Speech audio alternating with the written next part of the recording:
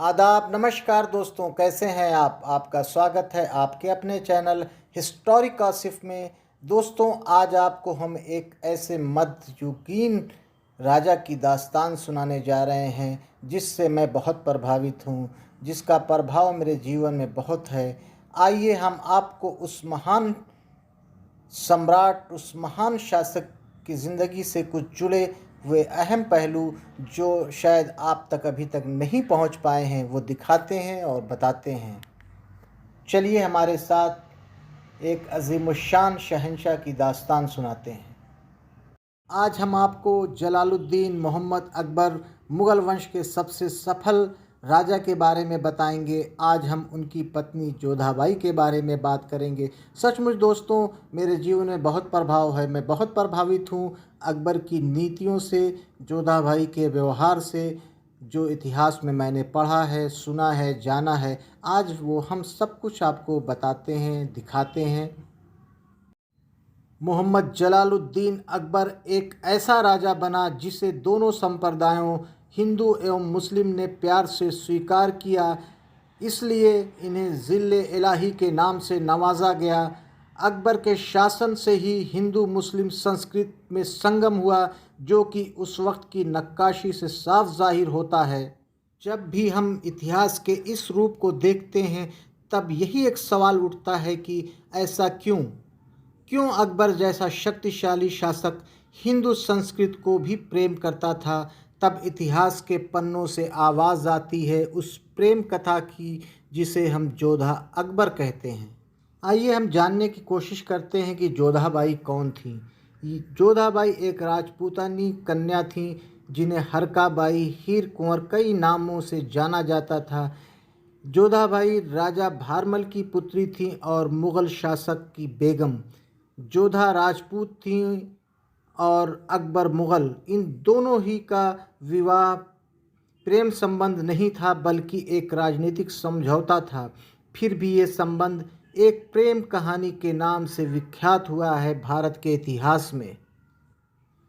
जोधा अकबर एक ऐतिहासिक कहानी जिसे इतिहास की सबसे यादगार प्रेम कहानी कहा जाता है। जोधा अकबर पर कई फिल्में और टीवी सीरियल भी बने हैं जिनके कारण जोधा अकबर के प्रति आज लोगों का रुझान काफ़ी बढ़ा है।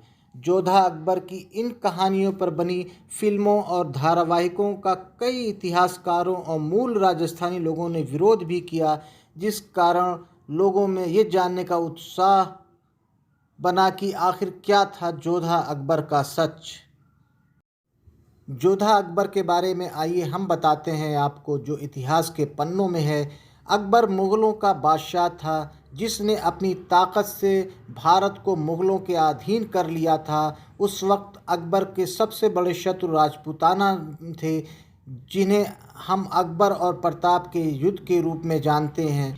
अकबर ने भारत को अपने अधीन करने के लिए कुछ रणनीति बनाई जिसमें युद्ध और समझौता शामिल था। अकबर के पास विशाल सैन्य बल था जिससे वो आसानी से विरासतों पर अपना परचम फहरा सकता था, लेकिन इन सब में बहुत खून बहता, बहुत खून खराबा होता, जो कई मायनों में अकबर को पसंद नहीं था।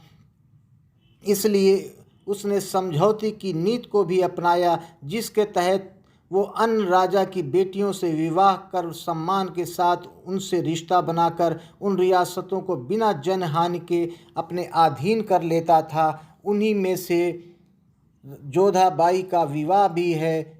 उन दिनों अकबर के सबसे बड़े शत्रु थे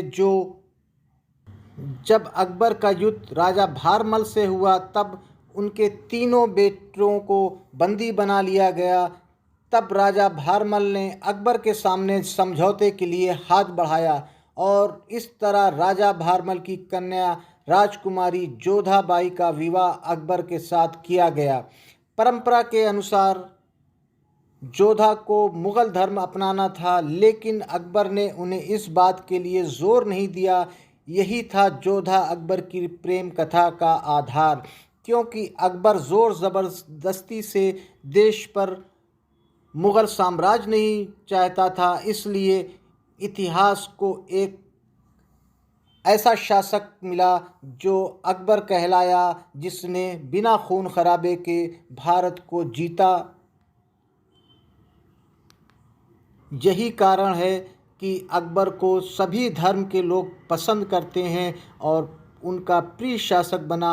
इसके अलावा अकबर का बचपन हिंदू परिवार के साथ बीता था। जंग के दिनों में इनके पिता हुमायूं को कई दिनों तक अज्ञातवास में बिताना पड़ा, जिस कारण इन्हें हिंदू परिवार के साथ रहना पड़ा। जिस कारण भी अकबर के मन में हिंदू संस्कृति के लिए आदर था।